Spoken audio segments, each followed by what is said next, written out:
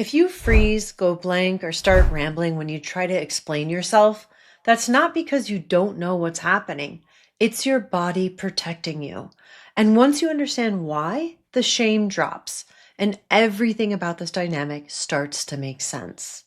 You finally realize freezing is data, not weakness. Many of my clients come to me and say, I feel like I have to rehearse what I'm going to say before I talk to them. When I finally start speaking, my mind goes blank. I freeze. Or they say, if I do manage to talk, I suddenly start over explaining, apologizing, backtracking, rambling, trying to say it perfectly. And then they leave the conversation thinking, why couldn't I just say it? Why do I sound crazy? Why do I freeze like this? I want to let you know that's not a communication failure. It's an intelligent nervous system response. You're not focused on expressing yourself. You're focused on preventing the conversation from going wrong. So of course your system isn't trying to communicate well. It's trying to prevent harm. It's trying to keep you safe. It's trying to survive. Why your body shuts down. Your nervous system tracks patterns faster than your conscious mind. It doesn't wait for you to think it through. It watches what happens when you speak. So if past attempts to explain led to being dismissed, blamed, having your words twisted, your tone getting policed, or walking away even more confused, your body learned something very important. Speaking here is not safe. And once your body learns that, it starts protecting you before you even realize it. It intervenes, freeze, fog, collapse, appease. Again, not because something is wrong with you, but because your system is trying to prevent more harm. You're not freezing because you don't know. You're freezing because you know what happens when you try to explain things to this person. The double bind. For a lot of people, this dynamic becomes a lose-lose situation. No matter what you do, no matter what you say or how you say it, it costs you something. You speak up, you're attacking me. You stay quiet, you're being cold. You set a boundary, you're controlling. You don't. Then why are you so upset? So your nervous system runs the math and it never adds up. There is no winning. Every option leads to conflict. Every option leads to distortion. Every option makes it worse. And that's when freeze shows up. Freeze is what happens when every option has a cost. So again, this is not you being incompetent.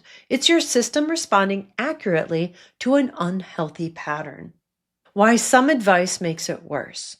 This is also why advice like just say it confidently, learn how to communicate better, share your boundaries, stay calm and explain it clearly often makes things worse because you're not dealing with a skill problem, you're dealing with a protection response.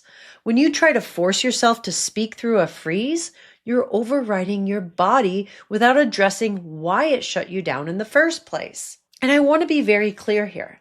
Nothing is wrong with you. Your system adapted intelligently. It learned from real experience that explaining came with a cost, and it responded in the only way it knew how. Why language goes offline. This is another piece most people don't know. When your body senses that speaking is not safe, it's not prioritizing language, it's prioritizing safety. So the parts of you that do word finding, recalling examples, sequencing, logical thinking, explaining clearly, go offline. That's why you can have symptoms like a blank mind, scrambled timeline, forgetting things you know happened, tears, shaking, freezing, shutdown. So if you ever thought, I know what happened, why can't I access it right now? Here's the truth. It's not that you don't know. It's that you can't access it under threat or in a relationship where you feel unsafe. Proof this isn't you.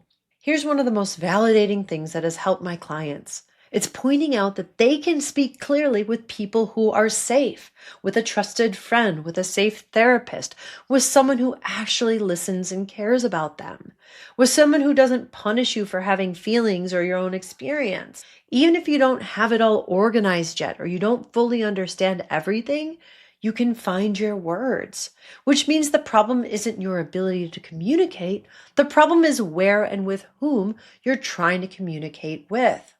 And I want you to really let that land. Because if you only ever interpret freezing as something is wrong with me, you'll keep trying to fix yourself instead of noticing what your body has already figured out. So here's the reframe. Your job is not to force yourself to explain better. Your job is to stop treating freeze as evidence against you. If you freeze when you try to explain, that doesn't mean you're too sensitive or that you're lying. It doesn't mean you're incompetent or stupid. Your body figured this out long before your mind had words for it. It means your system is tracking, I don't feel safe with this person. So instead of pushing harder, get curious about the data. Ask yourself, what happens when I speak? Do they move towards clarity or do they twist it? Do they get curious or do they blame or punish me for having feelings? Do I leave feeling more grounded and connected and safe or more scrambled and disconnected and unsafe? Because when you stop shaming yourself and start reading the pattern, you gain your power back. And here's what matters. You don't need to force yourself to unfreeze or explain better to know something is off. Next, I'm going to show you a simple yet very effective way to tell whether someone is actually safe to talk to or not, without explaining, proving, or researching. And once you see that difference, you stop trying to gain safety through explaining more, and that's when the entire dynamic shifts.